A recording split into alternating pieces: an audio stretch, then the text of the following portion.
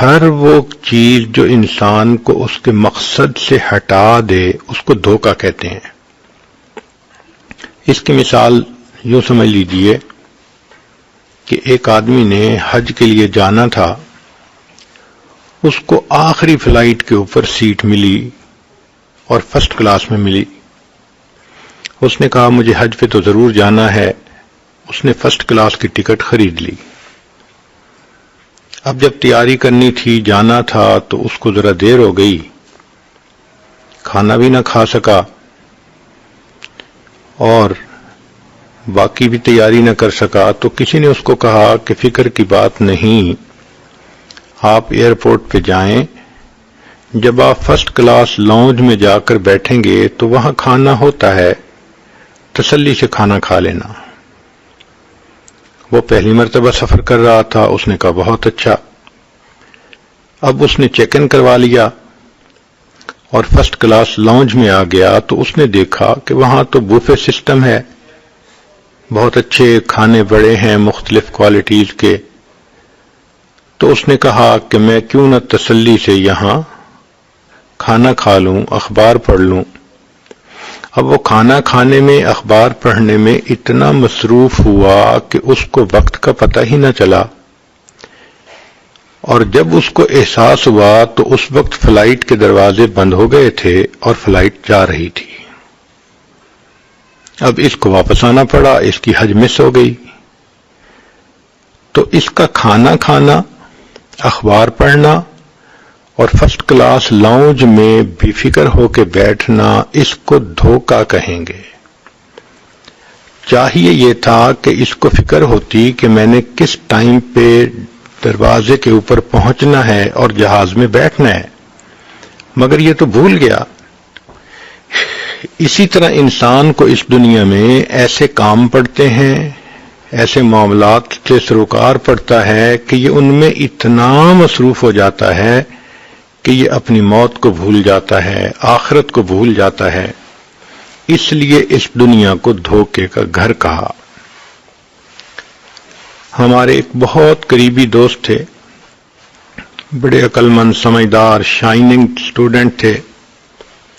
ایک سبجیکٹ میں وہ فیل ہو گئے۔ ہمیں بڑی حیرت ہوئی کہ یہ تو تیسری چوتھی پوزیشن لینے والا بچہ یہ سبجیکٹ میں فیل کیسے ہو گیا، اس کی سپلی کیسے آ گئی؟ تو میں نے اس سے پوچھا کہ بھئی بتائیں آپ کی سپلی کیسے آئی؟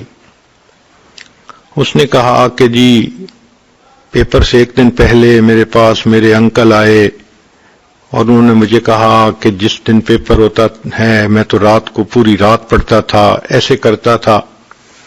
ایسی باتیں انکل نے کی کہ میں نے سوچا میں آج ساری رات پڑھوں گا۔ چنانچہ میں پوری رات پڑھتا رہا، حتیٰ کہ میں پیپر دینے کے لیے جب اپنے ایگزامینیشن ہال کے اندر آ کر بیٹھا تو بیٹھتے ہی میرے اوپر نیند غالب آ گئی۔ اب مجھے پیپر دینا تھا اور میرا دماغ سو رہا ہے، نہ مجھے کوئی چیز یاد آ رہی ہے، میری آنکھ نہیں کھل رہی، میں پیپر حل ہی نہ کر سکا اور میں پیپر میں فیل ہو گیا۔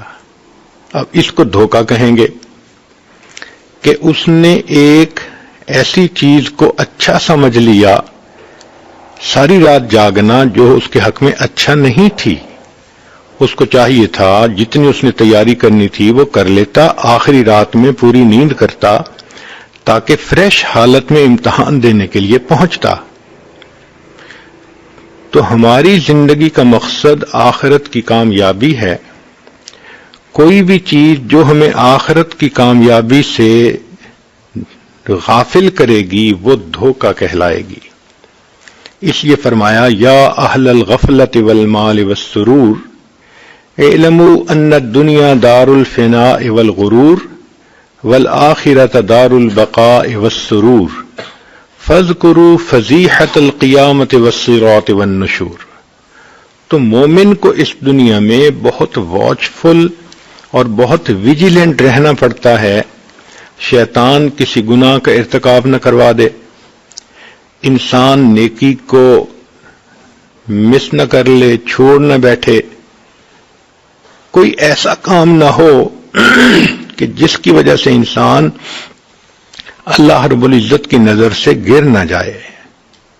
چنانچہ نبی علیہ الصلوۃ والسلام کے بارے میں حدیث مبارکہ میں آتا ہے کہ آپ صلی اللہ علیہ وسلم متواصل الحزن اور دائم الفکر تھے۔ آپ کے اوپر ایک غم کی کیفیت ہوتی تھی، ایک غم زدہ شخص جیسے ہوتا ہے۔ اور سیدنا صدیق اکبر رضی اللہ عنہ کے بارے میں آتا ہے رجل حزین، کہ وہ بھی بہت ہی غم زدہ شخصیت تھے۔ ان حضرات کے اوپر غم اس لیے سوار تھا کہ ان کو ہر وقت آخرت کی فکر رہتی تھی۔ سیدنا عمر بن الخطاب رضی اللہ تعالیٰ عنہ کے بارے میں آتا ہے کہ وہ اتنا روتے تھے کہ ان کی دونوں آنکھوں سے جو آنسو ٹپکتے تھے اس کی وجہ سے ان کے رخسار کے اوپر لکیریں بن گئی تھیں، نشان بن گئے تھے آنسوؤں کے ٹپکنے کے۔ حضرت علی رضی اللہ تعالیٰ عنہ ایک رات مسجد میں کھڑے تھے اور کہہ رہے تھے یا صفرا یا بیضا غر غیری، اے سونے اے چاندی میرے غیر کو دھوکہ دے، میں تیرے دھوکے میں آنے والا نہیں ہوں۔ تو ان حضرات کی زندگیوں کا مطالعہ کرنے سے یہ بات سامنے آتی ہے کہ یہ بے پرواہ لوگ نہیں تھے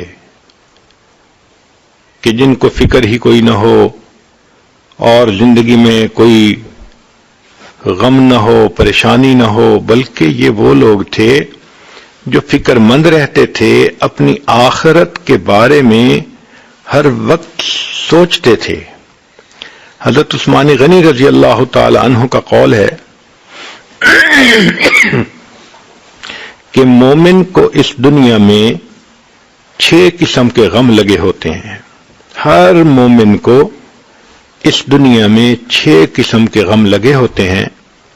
پہلا ہے اہل و عیال ذکر سے غافل نہ کر دے۔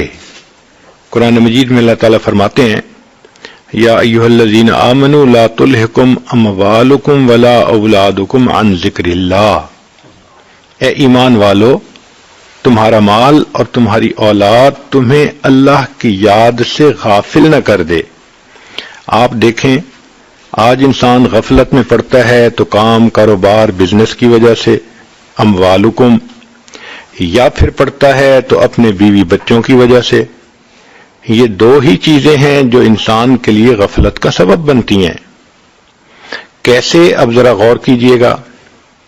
مثال کے طور پہ شادی بیٹے کی کرنی ہے تو بیٹے کی شادی میں اتنی مصروفیت، نمازیں قضا کر بیٹھتے ہیں، شادی میں اتنی مصروفیت کہ باقی دینی کام ایک طرف رہ جاتے ہیں۔ پھر ذرا دیکھیے کہ شادی سے پہلے سب روٹھے ہوئے رشتہ داروں کو منا لیتے ہیں۔ اگر گھر میں کام کرنے والا بھی کوئی ناراض تھا، ڈرائیور تھا یا کوئی اور، تو اس کو بھی منا لیتے ہیں کہ جی خوشی کا موقع ہے، ہر کسی کو منا لیں۔ تو اتنی اچھی تیاری کی، سب کو منا لیا روٹھے ہوئوں کو، لیکن جب شادی کا وقت آیا تو مخلوط محفل ہو گئی، مرد عورتیں بے حجاب ایک دوسرے کے سامنے ہیں، بے پردہ ہو گئے، تو شادی کے موقع پہ اللہ اور اس کے رسول کو ناراض کر دیا۔ اس کا مطلب یہ کہ جو ایک ڈرائیور کو اہمیت دی کہ اس کو منایا گیا، اتنی اہمیت تو اپنے رب کو بھی نہ دی گئی، اتنی اہمیت تو نبی علیہ الصلوۃ والسلام کو بھی نہ دی گئی۔ ہمیں یہ چاہیے تھا کہ ہم اس شادی کے موقع پہ ایسے سنت طریقے سے کرتے، کوئی گناہ نہ ہوتا، اللہ اور اس کے رسول صلی اللہ علیہ وسلم راضی ہو جاتے۔ آج کتنے لوگ ہیں جو ان شادی کی بیاہ اور رسوم میں لگ کر شریعت کے خلاف کام کر لیتے ہیں۔ تو معلوم ہوا کہ مال اور اولاد یہ دھوکہ ہے، واچفل رہنا چاہیے۔ سیدنا صدیق اکبر رضی اللہ عنہ کو ایک دفعہ ان کی اہلیہ نے کہا کہ بڑا میرا دل چاہتا ہے کہ کوئی سویٹ ڈش بناؤں، تو آپ مجھے کچھ دے دیں۔ انہوں نے فرمایا میں تو بیت المال سے صرف اتنا لیتا ہوں کہ جو عام غذا کے لیے میرے لیے کافی ہو، میں ایکسٹرا تو نہیں لیتا۔ انہوں نے کہا ٹھیک ہے۔ اب انہوں نے کیا کیا کہ تھوڑا تھوڑا پیسہ بچانا شروع کر دیا گروسری میں سے، حتیٰ کہ ایک دن انہوں نے حلوہ بنایا، تو جب سیدنا صدیق اکبر انہوں نے دیکھا تو انہوں نے پوچھا کہ یہ حلوہ کیسے بنایا؟ انہوں نے کہا کہ میں تھوڑا تھوڑا پیسہ بچاتی رہی، اتنے پیسے ہو گئے کہ میں سویٹ ڈش بنا سکوں۔ تو صدیق اکبر انہوں نے فرمایا کہ دیکھو میں بیت المال سے لیتا ہوں، اتنا لے سکتا ہوں جتنا ایک عام بندہ لیتا ہے، اور عام بندے کو سویٹ ڈش کے لیے آسانی نہیں ہوتی۔ یہ کہہ کر جتنا انہوں نے پیسہ اکٹھا کیا تھا، آئندہ تنخواہ میں سے اتنا پیسہ لینا کم کر دیا۔ سیدنا عمر رضی اللہ تعالیٰ عنہ کے پاس ایک مرتبہ مال غنیمت میں بہت سی خوشبو آئی، تقسیم کرنے کا وقت آیا تو آپ کی بیوی نے کہا کہ حضرت میں خوشبو تقسیم کر دیتی ہوں۔ فرمایا نہیں، کسی اور عورت کو کہتا ہوں۔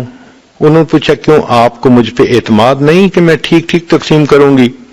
فرمایا یہ تو اعتماد ہے کہ ٹھیک ٹھیک تقسیم کرو گی، لیکن جب آپ خوشبو کو تقسیم کر رہی ہوں گی اس وقت اگر آپ کے ہاتھ پر کچھ خوشبو لگی یا اس کی خوشبو آپ نے سونگھی تو یہ کس کھاتے میں جائے گی؟ میں یہ بھی نہیں چاہتا کہ امیر المومنین کی بیوی خوشبو میں سے تھوڑا سا بھی زیادہ حصہ حاصل کرے۔ سوچئے کہ وہ لوگ اس معاملے میں کس قدر محتاط ہوتے تھے۔ عمر بن عبدالعزیز رحمت اللہ علیہ، ان کی رشتہ دار عورت آئی، کہنے لگی کہ آپ کے حکم سے بیت المال سے کوئی پیسہ بھی کسی کو دیا جا سکتا ہے، تو میرے لیے آپ کچھ کر دیں۔ انہوں نے کہا کہ میں تو نہیں ایسے کسی کو فیور کر سکتا۔ انہوں نے کہا کہ آخر میں تمہاری رشتہ دار ہوں، ان کا رشتہ دار ہیں، لیکن میں آپ کو اتنا ہی دے سکتا ہوں جتنا ہر مسلمان کا حق ہے، اس سے زیادہ نہیں دے سکتا۔ پھر اس کے بعد عمر بن عبدالعزیز رحمت اللہ علیہ نے کہا کہ آگ جلائی جائے۔ جب آگ جلائی گئی تو آپ نے گوشت منگایا اور اس کو آگ کے اوپر بھونا۔ جب وہ بھن رہا تھا تو آپ نے اپنی اس رشتہ دار عورت کو بلا کر کہا کہ دیکھو، آپ جو مجھے کہہ رہی ہو نا کہ آپ مجھے دوسروں سے زیادہ دے دو، آپ چاہتی ہو کہ جہنم میں میرا بدن اس طرح جل رہا ہو جس طرح آگ کے اوپر یہ گوشت کی بوٹی جل رہی ہے۔ تو پہلا غم کہ اہل و عیال ذکر سے غافل نہ کر دیں، اور دوسرا غم کہ دنیا آخرت سے غافل نہ کر دے۔ فرمایا وَمَا الْحَيَاةُ الدُّنْيَا إِلَّا مَتَاعُ الْغُرُورِ، یہ دنیا کی زندگی تو دھوکے کی متاع ہے۔ چنانچہ ہاروت اور ماروت جو جادو لائے تھے، جب وہ جادو لوگ کرتے تھے تو یفرقون بہ بین المرء وزوجہ، اس جادو کی وجہ سے خامد اور بیوی کے درمیان فاصلے ہو جاتے تھے، جدائی ہو جاتی تھی۔ لیکن یہ دنیا ایسی جادوگرنی ہے کہ جس پر دنیا کا جادو چل جاتا ہے، یفرق بین المرء وربہ، یہ بندے اور اس کے رب کے درمیان فاصلے ڈال دیتی ہے۔ تو یہ ایسی جادوگرنی کہ ہاروت ماروت کے جادو سے بھی بڑا جادو اس کے پاس ہے۔ نبی اسلام نے دو لفظوں میں بات سمجھا دی، فرمایا الدنیا حلوۃ خضرۃ، دنیا بڑی میٹھی ہے، بڑی سرسبز ہے۔ دیکھیں میٹھی چیز کھانے سے انسان کا جی نہیں بھرتا، پیٹ بھر سکتا ہے، جی نہیں بھرتا۔ اب آئس کریم مختلف فلیورز کی انسان جتنا بھی کھائے، چاکلیٹ کھائے، اس لیے نہ کھائے کہ بھئی ویٹ نہ گین کر لوں، یہ الگ بات ہے، مگر طبیعت تو چاہتی ہے کہ کھاتا ہی رہے۔ اسی طرح سرسبز اگر کوئی سینری ہو تو اس کو دیکھنے سے جی نہیں بھرتا۔ تو نبی علیہ السلام نے فرمایا یہ دنیا میٹھی بھی ہے، سرسبز بھی ہے۔ جتنا بندہ دنیا کے اندر انوالو ہوتا ہے کاموں میں، اتنا یہ اور بندے کو اپنے اندر الجھا لیتی ہے اور اس کو موت سے غافل کر دیتی ہے، لہذا یہ بھی انسان کے لیے دھوکہ بن جاتی ہے۔ چنانچہ ایک مرتبہ ایک بڑے میاں تھے جن کی عمر 85 سال تھی۔ اس عاجز نے ان سے بات کی کہ بھائی اب تو ایسی عمر ہے کہ ہمیں چاہیے کہ ہم نماز پڑھیں، نیکی کریں، آخرت کی تیاری کریں۔ تو میری ساری بات سننے کے بعد اس بڑے میاں نے اپنے گھٹنے کو پکڑا اور کہنے لگے کہ پیر صاحب اس گھٹنے میں ذرا درد ہے، دعا کرو یہ درد ٹھیک ہو جائے، پھر میں نماز شروع کر دوں گا۔ اب جو بندہ 85 سال کی عمر میں گھٹنے کے درد ٹھیک ہونے کا منتظر ہے، یہ دھوکہ نہیں تو پھر اور کیا ہے؟ نوجوان بچی کو کہیں کہ نماز پڑھو، آگے سے جواب ملتا ہے میں کون سی اماں دادی بن گئی ہوں۔ یہ دھوکہ ہے۔ یہ کہاں لکھا ہے کہ صرف اماں اور دادی کو موت آتی ہے؟ کتنی بچیاں جوانی کی عمر میں فوت ہو جاتی ہیں، کوئی ایکسیڈنٹ کے ذریعے، کوئی بیماری کے ذریعے۔ تو یوں ذہن میں رکھنا کہ ہم اس وقت مریں گے جب بال سفید ہو جائیں گے، تو یہ دھوکہ ہے۔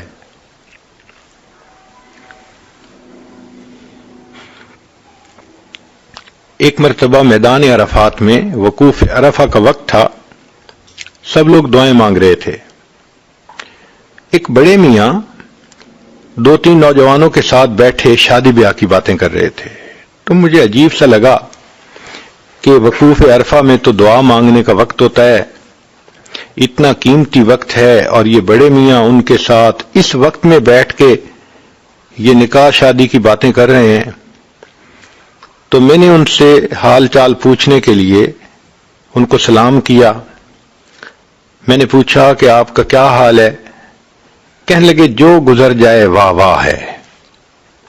تو اس پر بھی حیرت ہوئی، زندگی تو ایسے لگ رہی تھی کہ چہرے پہ سنت نہیں، نماز کی پابندی نہیں، تو زندگی تو آہ آہ تھی، اور وہ کہتے ہیں کہ جو گزر جائے واہ واہ ہے۔ میں نے پوچھا آپ کی عمر کتنی ہوگی؟ کہنے لگے عمر تو میری 72 سال ہے، لیکن میرا دل 25 سے اوپر نہیں گیا۔ اب میدان عرفات میں وقوف عرفہ کے وقت جو بوڑھا بیٹھ کر یہ کہے کہ میرا دل 25 سے اوپر نہیں گیا، یہ دھوکہ نہیں تو اور کیا ہے؟ مسکین ابن آدم لباسہ کفن مرکبہ جنازہ ولدہ یتیم منزلہ قبر فراشہ تراب حلالہا حساب و حرامہا عذاب۔ کیا یہ دنیا ہے؟ حلال بھی اس میں سب کچھ ہوگا تو حساب دینا پڑے گا، اور اگر حرام ہوا تو عذاب اس کے بدلے میں ہوگا۔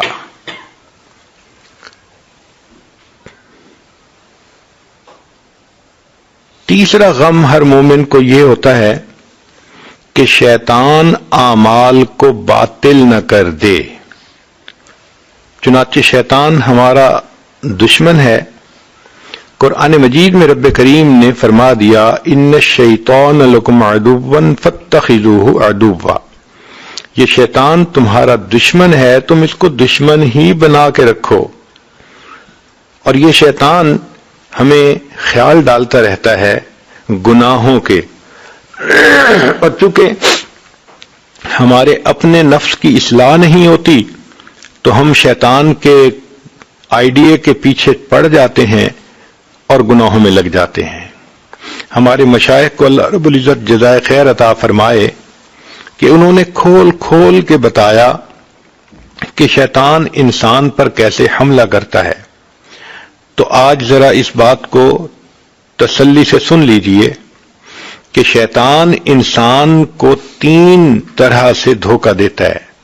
سب سے پہلے جب انسان نے کوئی نیکی کا کام کرنا ہوتا ہے تو ذہن میں ڈالتا ہے اچھا پھر کر لیں گے، توبہ کرنی ہے ہاں پھر کر لیں گے، نماز شروع کرنی ہے اچھا پھر کر لیں گے، یعنی اس موقع پہ نہیں کرنے دیتا. چنانچہ ایک مرتبہ ایک صاحب ملے جن کی عمر تقریباً 65 سال تھی. میں نے ان سے بات کی نماز کے بارے میں کہ آپ شروع کیجئے، اب تو ریٹائرمنٹ کی ایج آ گئی، آپ فارغ ہوتے ہیں اور اللہ نے آپ کو خوب مال پیسہ دیا ہے، آپ کو کوئی رزق کی پریشانی بھی نہیں. تو انہوں نے اپنے پوتے کو اٹھایا ہوا تھا جس کی عمر تقریباً کوئی 1.5 سال تھی. تو اس کی طرف اشارہ کر کے کہنے لگے، حضرت میں نے عہد کر لیا. میں نے پوچھا کیا؟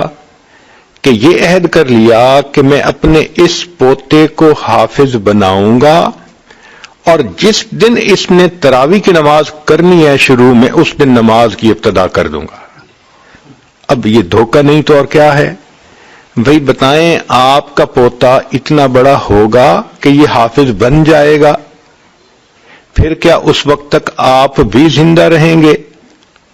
کیا شیطان نے ذہن میں ڈال دیا کہ جی میں بچے کو، پوتے کو پہلے حافظ بناؤں گا، پھر جب یہ تراویح کی نماز پڑھانے لگے گا تو اس کے پیچھے جب میں نماز پڑھوں گا تو بس پھر میں نماز کی پابندی کروں گا.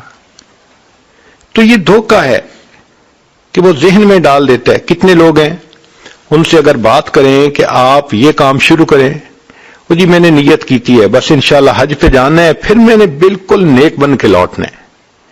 تو شیطان موقع پہ فی الفور توبہ نہیں کرنے دیتا، آگے ٹالتا ہے. اسی طرح طالبات کے ذہن میں یہ ڈالتا ہے، ابھی تو پڑھ رہی ہیں، بس انشاءاللہ پڑھ کے پھر اکٹھا عمل کریں گے.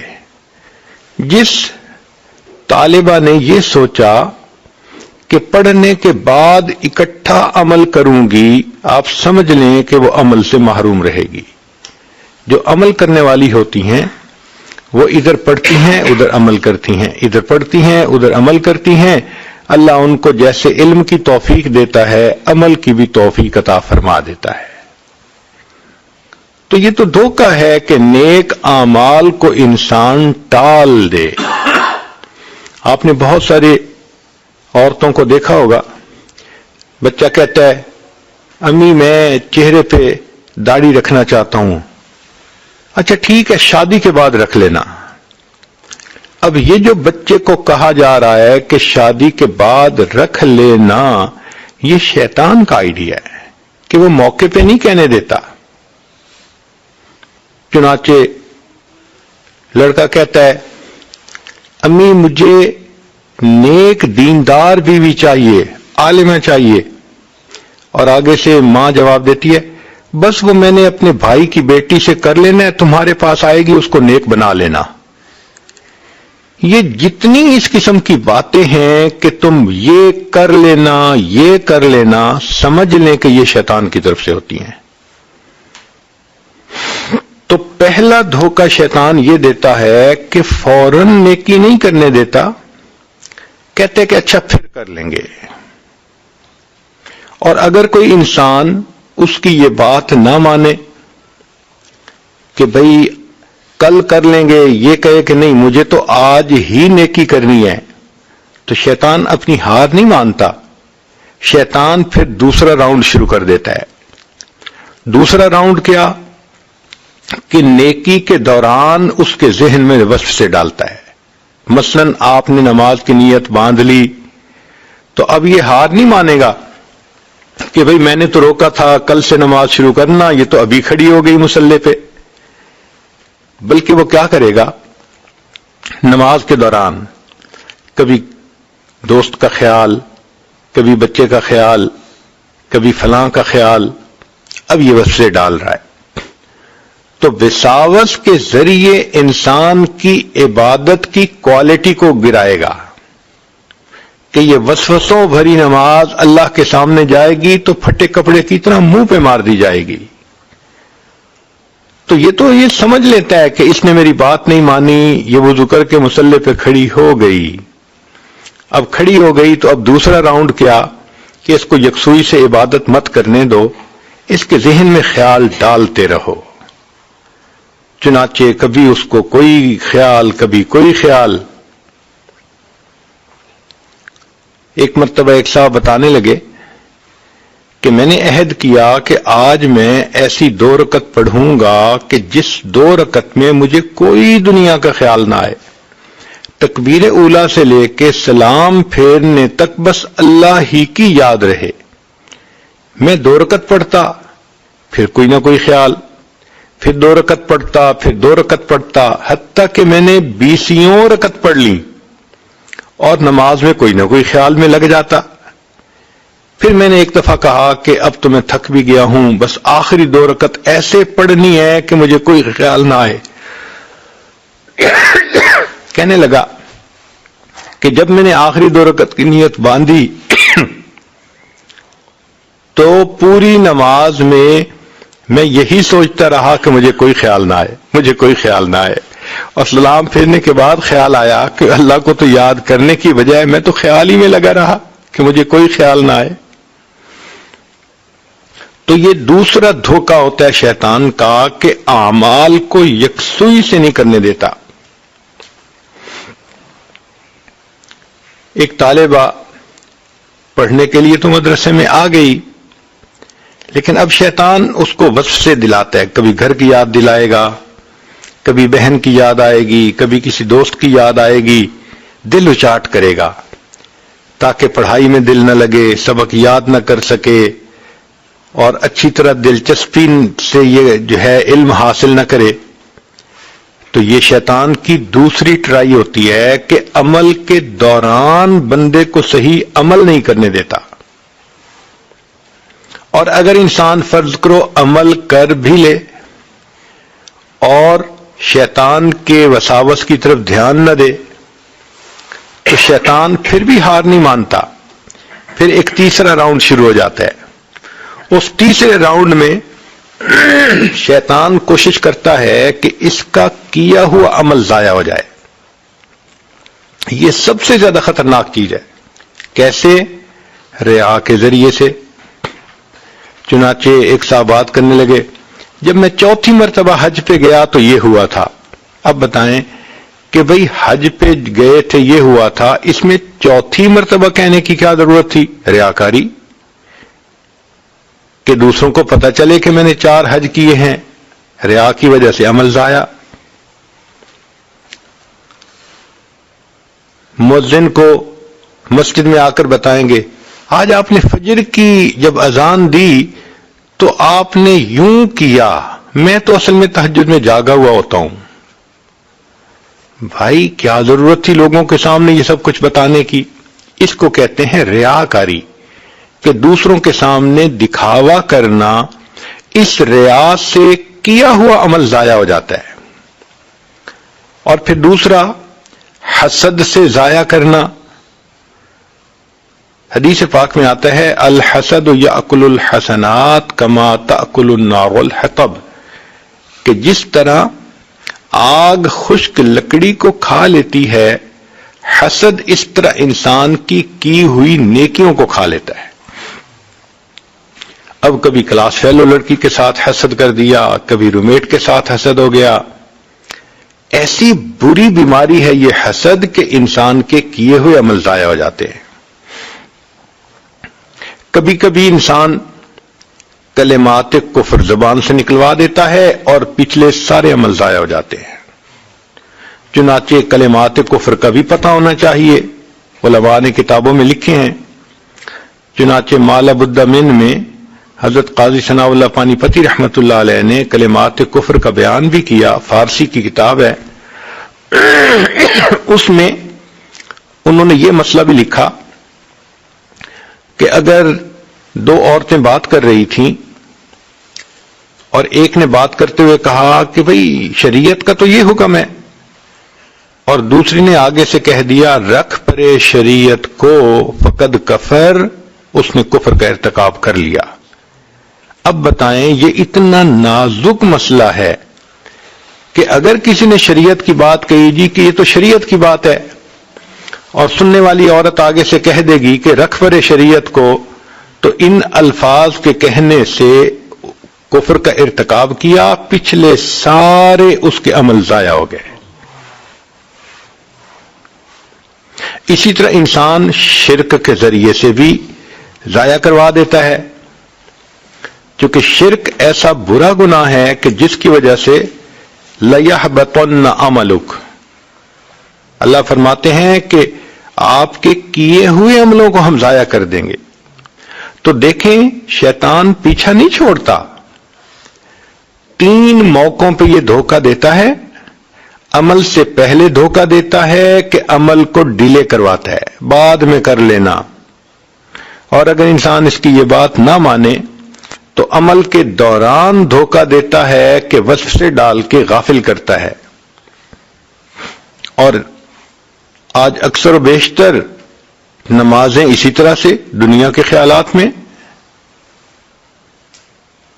چنانچہ ایک مسجد میں امام صاحب نے 4 رکعت کی نیت باندھی، لیکن انہیں شبہ ہوا کہ میں نے 2 رکعت پڑھی ہیں یا 4 پڑھی ہیں۔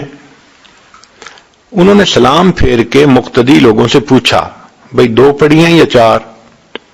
کسی کو یقین ہی نہیں تھا کہ 2 ہیں یا 4، سب اپنے اپنے خیالوں میں لگے ہوئے تھے۔ ایک بڑے میاں تھے، وہ کہنے لگے نہیں مولانا پکی بات ہے، آپ نے 2 رکعت پڑھی ہیں، 4 نہیں پڑھی۔ تو مولانا مطمئن ہو گئے، انہوں نے پھر 4 رکعت نماز پڑھا دی۔ نماز پڑھانے کے بعد انہوں نے بڑے میاں کا شکریہ ادا کیا کہ بڑے میاں اللہ آپ کا بھلا کرے، آپ کی وجہ سے پورے لوگوں کی نماز ٹھیک ہو گئی، ہم نے 4 رکعت پڑھ لی، آپ تو بڑی یکسوئی سے نماز پڑھتے ہیں۔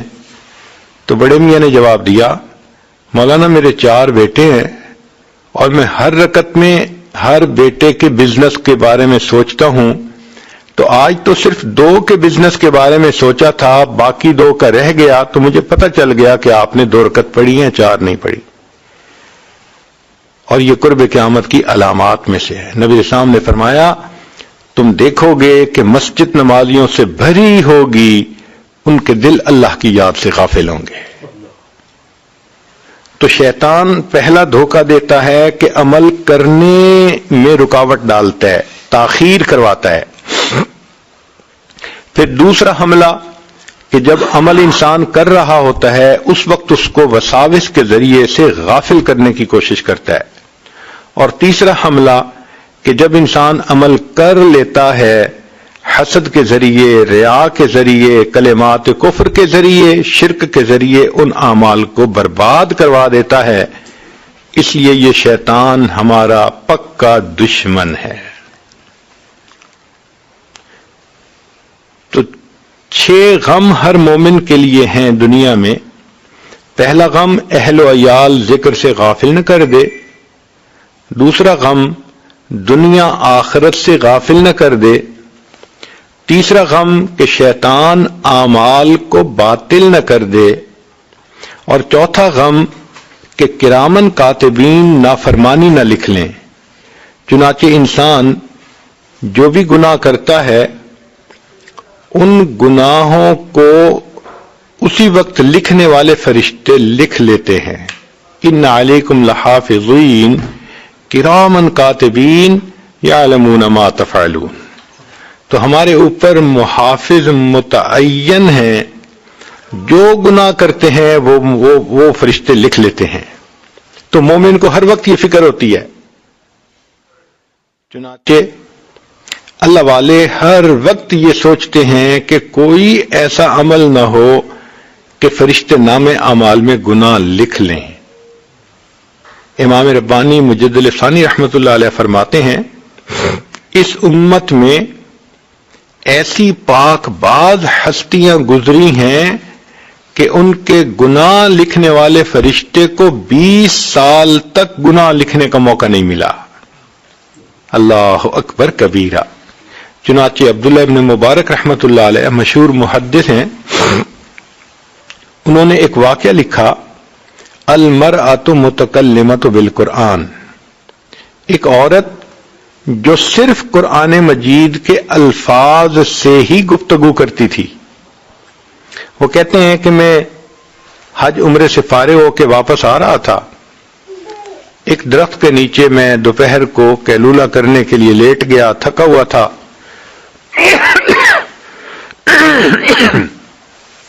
جب میں اٹھا تو میں نے دیکھا کہ اونٹ پہ سوار کوئی سواری قریب آ رہی ہے. قریب آنے پر میں نے کہا السلام علیکم. تو جواب میں ایک بڑی عمر کی عورت بولی اور اس نے کہا سلام قولا من رب الرحیم. گویا اس نے میرے سلام کا جواب دے دیا. میں نے پوچھا کہ بڑی اماں آپ یہاں اکیلی کیسے آ گئی؟ اس نے قرآن کی آیت پڑھی وَمَن يُضْلِلِ اللَّهُ فَلَا هَادِيَ لَهُ. میں سمجھ گیا کہ یہ راستہ بھول گئی ہے اور اب اس کو راستے کی تلاش ہے. میں نے پوچھا کہ اماں آپ کدھر سے آ رہی ہیں؟ کہنے لگی وَأَتِمُّ الْحَجَّ وَالْعُمْرَةَ لِلَّهِ. میں سمجھ گیا کہ یہ حج عمرہ کرنے کے بعد واپس آ رہی ہے. میں نے پوچھا اماں آپ نے جانا کدھر ہے؟ اس نے کہا ادخلوا المصر انشاءاللہ آمنین. تو میں سمجھ گیا کہ یہ شہر جانا چاہتی ہے. میں نے بھی شہر جانا تھا. میں نے کہا کہ اماں آپ چلیں، میں آپ کے اونٹ کی نکیل پکڑ لیتا ہوں اور آپ کو میں شہر تک پہنچا دیتا ہوں. کہنے لگی ان احسنتم احسنتم لانفسکم. میں سمجھ گیا کہ بھئی اس نے مجھے دعا دی ہے. میں چل پڑا. اب راستے میں چونکہ راستہ کچھ لمبا تھا تو مجھے عربی کے کچھ اشعار آتے تھے. میں نے وہ پڑھنے شروع کر دیے. جب میں نے وہ پڑھے تو اس عورت نے کہا فَقْرَؤُوا مَا تَيَسَّرَ مِنَ الْقُرْآنِ کہ بھئی اگر تم نے کچھ پڑھنا ہی ہے تو قرآن مجید میں سے کچھ پڑھ لو. کہنے لگے میں نے پھر قرآن کی تلاوت شروع کر دی. جب شہر کے قریب پہنچے تو میں نے اس سے پوچھا اماں اس شہر میں آپ کا کون ہے؟ اس نے قرآن کی آیت پڑھی المال والبنون زینت الحیات الدنیا. تو میں سمجھ گیا کہ اس کے بیٹے ہیں. تو میں نے پوچھا کہ آپ کے بیٹوں کے کیا نام ہیں؟ اس نے قرآن کی آیت پڑھی ابراہیم و اسماعیل و اسحاق و یعقوب. تو مجھے پتہ چل گیا کہ اس کے یہ 4 بیٹے ہیں. تو میں نے اس جگہ پہنچ کے جہاں قافلے اترتے تھے ان بچوں کا نام لے کے آواز لگائی تو میں نے دیکھا کہ 4 نوجوان بچے جن کے چہروں پہ نیکی کا نور تھا، بہت منور چہرے تھے، تقوی نظر آتا تھا ان کی زندگی میں، اتباع سنت نظر آتی تھی. وہ اس کے بیٹے تھے. وہ چاروں کے چاروں آگے وہ اپنی والدہ کو ڈھونڈتے پھر رہے تھے اور فکر مند تھے کہ والدہ کی سواری کہاں رہ گئی. والدہ کو ملے، سواری، انہوں نے اللہ کا شکر ادا کیا. اب ان کی والدہ نے ان کو کہا کہ قرآن مجید کی آیت پڑھ کے کہا کہ وَيُطْعِمُونَ الطَّعَامَ، یعنی بچوں کو یہ کہا کہ یہ جو شخص مجھے لے کے آیا ہے اس کو کھانا کھلا کے بھیجو. تو بچوں کے پاس کھانا تھا، انہوں نے فوراً دسترخوان لگایا اور انہوں نے مجھے کھانا کھلایا. میں کھانا کھا کے اٹھنے لگا تو میں نے ان کا شکریہ ادا کیا. تو عورت نے آیت پڑھی انما نطعمکم لوجہ اللہ لا نرید منکم جزاء ولا شکورا. عبداللہ مبارک رحمۃ اللہ کہتے ہیں میں بڑا حیران، جب سے یہ عورت مجھے ملی ہے تب سے ہر بات کے جواب میں یہ قرآن کی آیت ہی پڑھ کے جواب دیتی ہے، ہر بات کا جواب قرآن کے الفاظ سے دیتی ہے.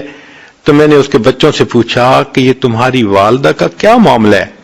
وہ کہنے لگے ہماری یہ والدہ قرآن کی حافظہ، حدیث کی عالمہ ہے، اس کے دل میں اللہ رب العزت کے سامنے قیامت کے دن کھڑے ہونے کا اتنا خوف ہے کہ پچھلے 20 سال سے اس کے منہ سے قرآن کے سوا کوئی دوسرا لفظ نہیں نکلا. اب اگر سوچئے کہ اس امت میں ایسی عورتیں بھی قیامت کے دن اللہ کے سامنے پیش ہوں گی کہ 20 سال تک ان کی زبان سے قرآن کے سوا کوئی دوسرا لفظ نہیں نکلا، تو وہاں اگر آج کی بچیاں ذرا سی بات میں کسی پہ تہمت ہے، غیبت ہے، کسی کے بارے میں بدگمانی ہے، الزام تراشی ہے، لایانی باتیں ہیں، ہم اپنے نام اعمال کو اللہ کے سامنے کیسے پیش کر سکیں گے؟ تو اس لیے ہم ہر وقت فکر مند رہیں کہ کوئی ایسا کام نہ ہو، کوئی ایسا عمل نہ ہو، بات نہ ہو کہ گناہ لکھنے والے فرشتے نام اعمال کے اندر گناہوں کو لکھ سکیں۔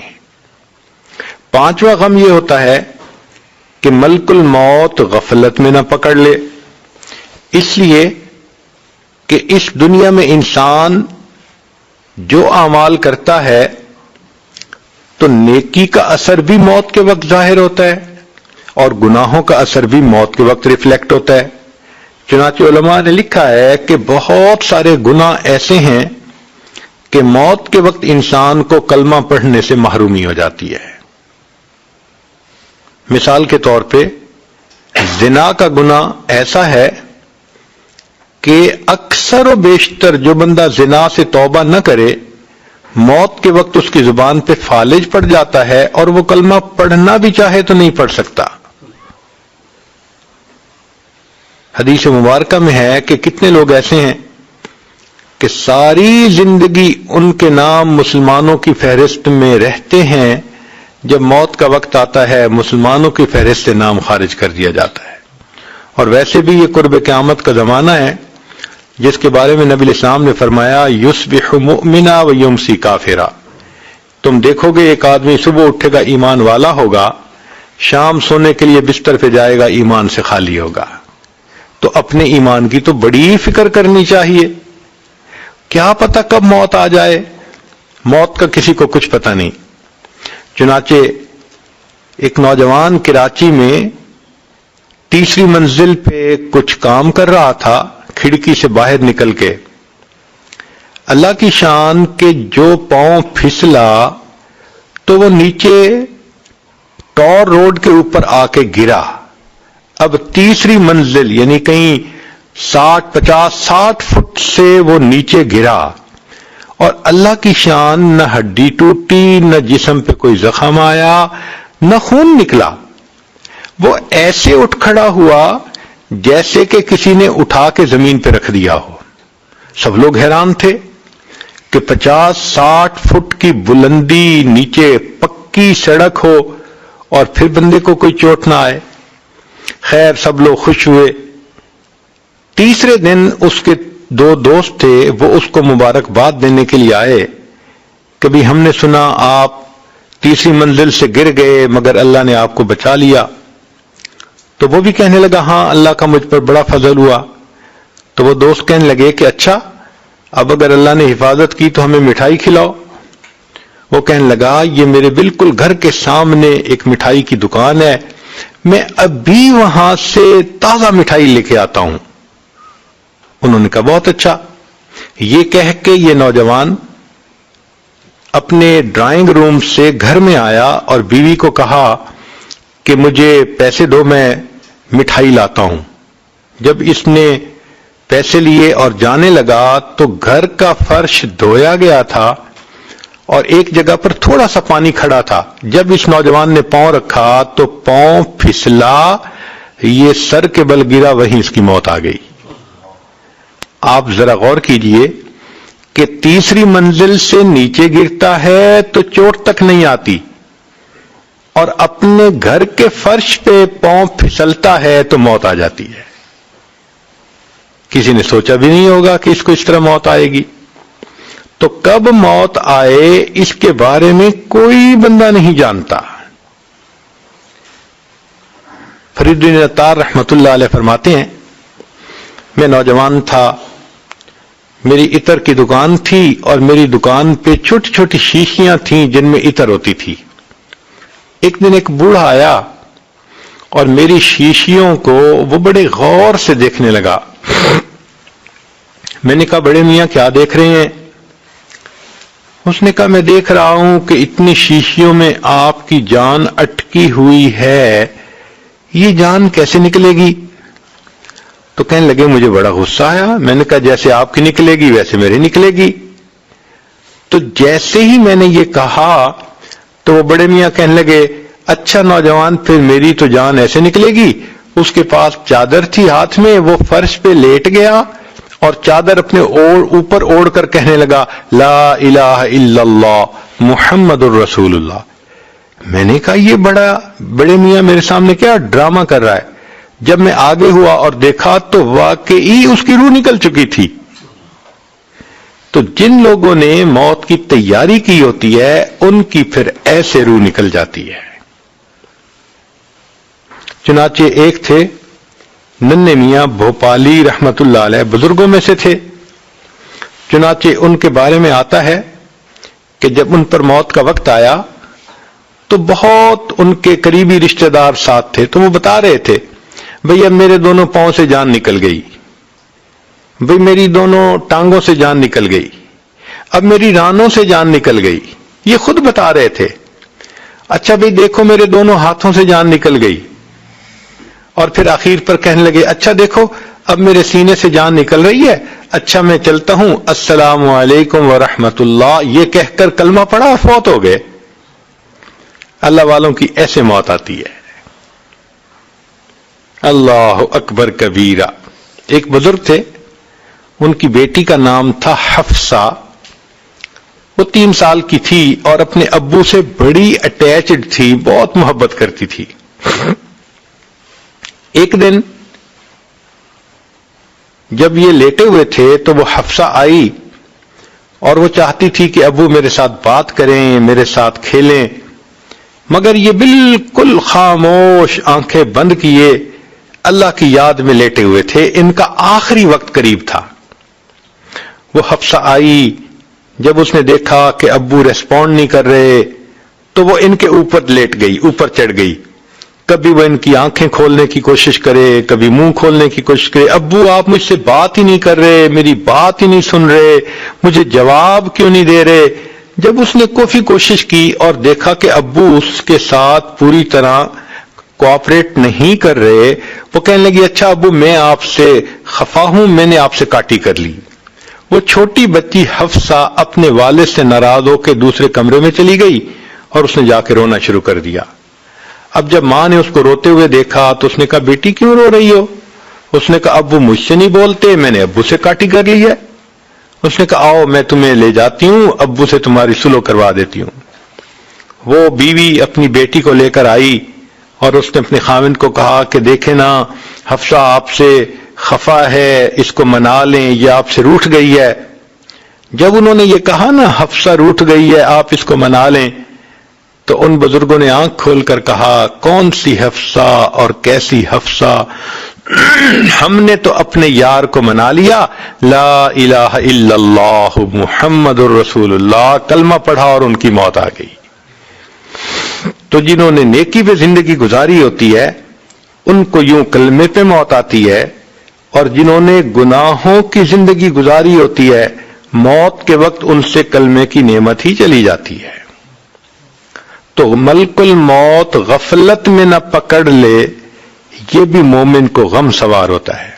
اور ایک چھٹا غم کہ اللہ تعالی کی خفیہ تدبیر ایمان کو ختم نہ کر دے. چنانچہ ہمارے اکابر اس بات پہ بہت ڈرا کرتے تھے کہ آج تو اللہ نے ایمان عطا کیا، پتہ نہیں موت تک یہ محفوظ رہے گا یا نہیں رہے گا. امام احمد بن حنبل رحمۃ اللہ علیہ کا واقعہ ہے کہ جب ان کی وفات کا وقت قریب آیا تو ان کے شاگرد قریب تھے، تو شاگرد جو ہیں وہ کلمہ پڑھنے لگے، لیکن امام صاحب صرف لا کا لفظ پڑھتے اور خاموش ہو جاتے. لا، پھر تھوڑی دیر کے بعد لا، پھر لا. تو 2-3 دفعہ انہوں نے صرف لا کا لفظ پڑھا، پورا کلمہ نہیں پڑھا. تو شاگرد بڑے حیران. اللہ کی شان کے تھوڑی دیر کے بعد امام احمد بن حنبل رحمۃ اللہ علیہ کی طبیعت ذرا سنبھل گئی اور وہ ہوش میں آ گئے.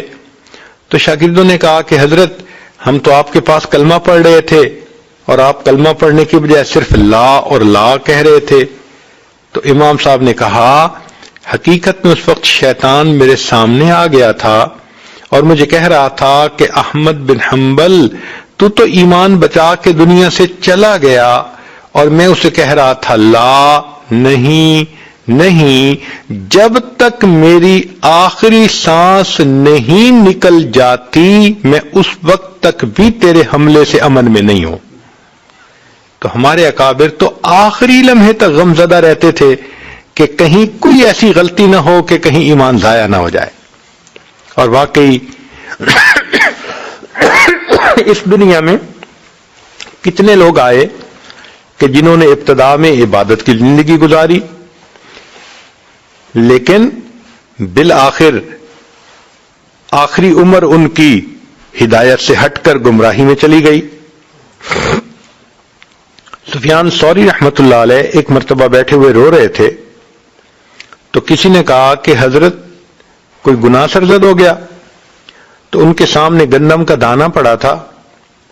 انہوں نے گندم کا دانہ اٹھا کر دکھایا اور فرمایا کہ میں نے اپنی زندگی میں اپنے رب کی اتنی بھی نافرمانی نہیں کی جتنا یہ گندم کا دانہ ہے. اس نے کہا اگر اتنی بھی نافرمانی نہیں کی تو پھر روتے کیوں ہیں؟ تو وہ فرمانے لگے کہ میں روتا اس بات پہ ہوں کہ اللہ رب العزت نے مجھے ایمان کی جو دولت ابھی عطا فرمائی ہے معلوم نہیں یہ موت تک محفوظ رہے گی یا نہیں رہے گی. ذرا غور کیجئے کہ یہ حضرات اپنے آخری وقت پر موت کے معاملے میں کس قدر غمزدہ رہتے تھے کہ کہیں آخری وقت میں ایمان سے ہم محروم نہ ہو جائیں. اور قرآن مجید کی ایک آیت بھی ہے. اللہ فرماتے ہیں سَنَسْتَدْرِجُهُم مِّنْ حَيْثُ لَا يَعْلَمُونَ ہم ان کو درجہ بدرجہ اتاریں گے. کتنے لوگ ہوتے ہیں نیکی پہ ہوتے ہیں، ایک سنت چھوٹی پھر دوسری چھوٹی، کبھی تہجد چھوٹی کبھی تکبیر اولیٰ چھوٹی، ایک ایک عمل زندگی سے نکلتے کچھ سالوں کے بعد ایک ایسی کیفیت میں وہ آ جاتے ہیں کہ نیکی سے بہت دور ہو جاتے ہیں. تو فرمایا سَنَسْتَدْرِجُهُم مِّنْ حَيْثُ لَا يَعْلَمُونَ ہم ان کو اس طرح درجہ بدرجہ اتاریں گے ان کو پتہ بھی نہیں چلے گا. وَأُمْلِي لَهُمْ إِنَّ كَيْدِي مَتِينٌ ہم ان کو ڈھیل بھی دے دیں گے اور ہماری تدبیر بڑی پکی ہے. تو یہ دل میں غم ہوتا ہے کہ اگر کسی بات پہ اللہ تعالیٰ ناراض ہو گئے تو یہ ظاہر میں جو ہم نیکی کے اعمال کرتے پھر رہے ہیں یہ ظاہر ہی رہے گا، اندر سے اصلیت نکل جائے گی اور انجام بالآخر برا ہوگا. آخر قرآن مجید میں ہم بلعم باور کے بارے میں پڑھتے ہیں. اللہ تعالیٰ فرماتے ہیں فَمَثَلُهُ كَمَثَلِ الْكَلْبِ اس کی مثال کتے کی مانند. یہ وہ شخص تھا، مفسرین نے لکھا ہے کہ جس نے 400 سال تک عبادت کی اور اتنا بڑا درجہ پا لیا کہ اس کی ہر دعا قبول ہوتی تھی، مستجاب الدعوات بن گیا تھا موسیٰ علیہ السلام کے زمانے میں. اب ذرا غور کیجئے جس بندے نے سینکڑوں سال سجدے کیے، اللہ کی عبادت میں زندگی گزاری اور جس کو ایسا مقام ملا کہ اس کی ہر دعا قبول ہوتی ہے، پھر اس نے موسیٰ علیہ السلام کی مخالفت کی، نتیجہ کیا نکلا؟ روحانیت کے سب درجوں سے نیچے گر گیا. اللہ فرماتے ہیں فَمَثَلُهُ كَمَثَلِ الْكَلْبِ اس کی مثال کتے کی مانند ہے. جب یہ کتے کا لفظ پڑھتے ہیں تو دل ڈرتا ہے کہ اللہ وہ بھی تو آخر انسان تھا، اتنے 100 سال کی عبادت کے باوجود آپ نے اس کو کتا فرما دیا. کوئی اپنی عبادت پہ کیسے ناز کر سکتا ہے؟ اپنے علم پہ عمل پہ کیسے ناز کر سکتا ہے؟ اس لیے ہمیں چاہیے کہ ہم اللہ رب العزت سے ڈرتے رہیں. उजब न आए, तकब्बुर न आए, मैं न आए, इंसान अपने आप को दूसरों से बेहतर और बरतर न समझे, बस यही समझे अल्लाह मैं कमजोर बंदा हूं, आप मुझे अमल की तौफीक अता फरमाते हैं, अब इन अमलों की हिफाजत की भी तौफीक दे दीजिए, और अल्लाह जब दुनिया से जाने का वक्त आए तो हमारे ईमान की भी हिफाजत फरमा दीजिए। जिस बंदे को ऐसे गम लगे हुए हों तो वो बंदा फिर गम ज़दा ही नजर आएगा। चुनाचे नबी अलैहिस्सलाम के बारे में हदीस मुबारक में आता है कि नबी अलैहिस्सलाम मुतवासिलुल फिक्र थे, दाइमुल हुज़्न थे। अल्लाह ताला हमें भी आखिरत का ये गम अता फरमा दे, ऐसा ना हो कि ये दुनिया का धोखा हमें भी गाफिल कर दे और हम ईमान से जो है वो महरूम ना हो। अल्लाह रब्बुल इज्जत हम पर रहमत की नजर फरमाए। जो बच्चियां कुरान मजीद हदीस मुबारक पढ़ने के लिए आई हैं, ये अल्लाह रब्बुल इज्जत की मकबूल बंदियां हैं। अल्लाह ने इनको चुना है अपने दीन के लिए। अब इनको चाहिए कि ये और ज्यादा दीन की मेहनत के लिए और दीन को मकसद जिंदगी बनाने के लिए अल्लाह से दुआएं मांगती रहें, करती भी रहें और डरती भी रहें। जो इंसान अमल भी करता है फिर अल्लाह से डरता भी है, अल्लाह उसके ईमान की हिफाजत फरमाते हैं। रब करीम इस जामिया को या इस इदारे को दिन दुगनी रात चौगनी तरक्की नसीब फरमाए। जो पढ़ने वाली बच्चियां हैं अल्लाह उनको अपनी मकबूल बंदियों में शामिल फरमाए, और अल्लाह ताला इन बच्चियों के घरों में वालिदैन की जिंदगियों में नेकी दीनदारी की जिंदगी नसीब फरमाए। व आखिरु दावाना अनिल हम्दुलिल्लाहि रब्बिल आलमीन। दुआ से पहले ये आज तौबा के कलिमात पढ़ाएगा, तो जो बच्चियां पिछले गुनाहों से सच्ची पक्की तौबा करना चाहती हैं दिल में नियत कर लें कि हम आइंदा सच्ची और सुच्ची जिंदगी गुजारने का दिल में इरादा कर रही हैं। अल्हम्दुलिल्लाहि व कफा व सलामुन अला इबादिहिल्लज़ीना इस्तफ़ा, अम्मा बाद। ये कलिमात पढ़िए। बिस्मिल्लाहिर रहमानिर रहीम। ला इलाहा इल्लल्लाह मुहम्मदुर रसूलुल्लाह, आमन्तु बिल्लाहि व मलाइकतिहि व कुतुबिहि व रुसुलिहि वल यौमिल आखिर वल क़द्रि खैरिहि व शर्रिहि मिनल्लाहि तआला वल बाअसी बअदल मौत। आमन्तु बिल्लाहि कमा हुवा बिअस्माइहि व सिफातिहि व क़बिलतु जमीअ अहकामिहि इक़रारुम बिल लिसानि व तस्दीकुम बिल क़ल्ब। अशहदु अल्ला इलाहा इल्लल्लाहु व अशहदु अन्ना मुहम्मदन अब्दुहु व रसूलुहु।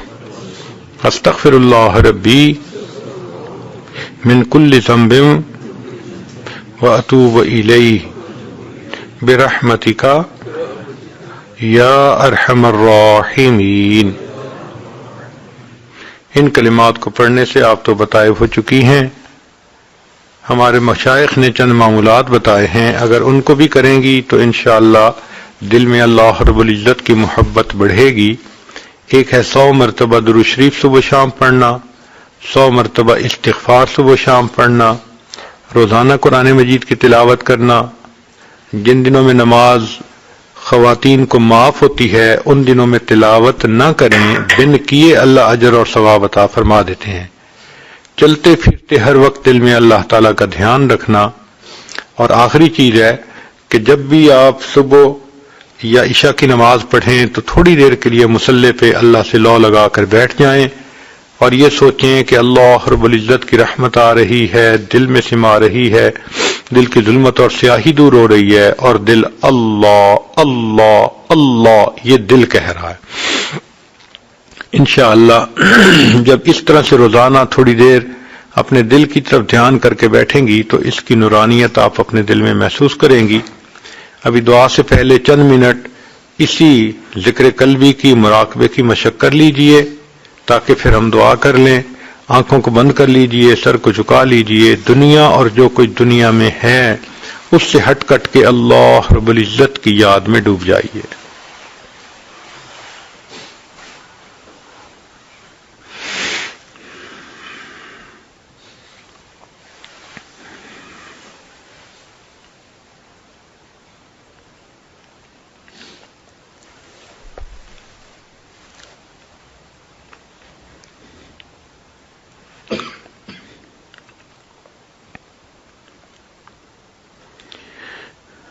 ہوا حرص والا دل بدل دے، میرا غفلت میں ڈوبا دل بدل دے. بدل دے دل کی دنیا، دل بدل دے خدایا، فضل فرما دل بدل دے. گنہگاری میں کب تک عمر کاٹوں، گنہگاری میں کب تک عمر کاٹوں. بدل دے میرا رستہ، دل بدل دے. سنوں میں نام تیرا دھڑکنوں میں، مزہ آ جائے مولا دل بدل دے. ہٹا لوں آنکھ اپنی ماں سوا سے، جیوں میں تیری خاطر دل بدل دے.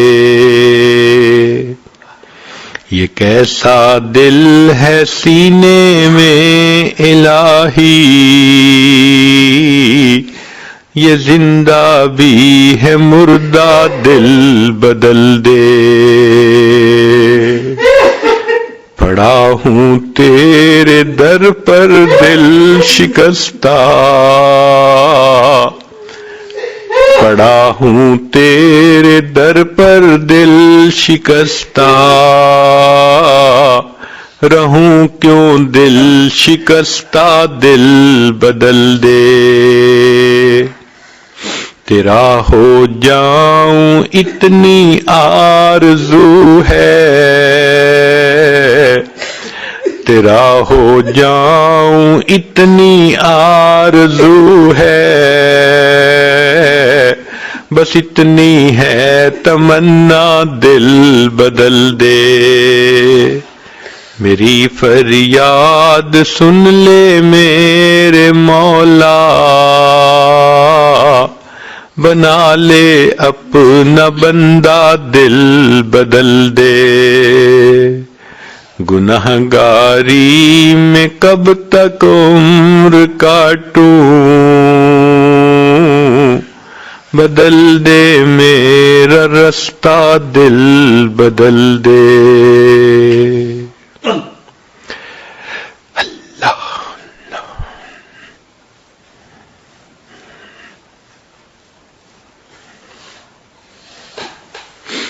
لا الہ الا اللہ محمد الرسول اللہ. دعا کر لیجئے. سبحان ربی العلی الوہاب.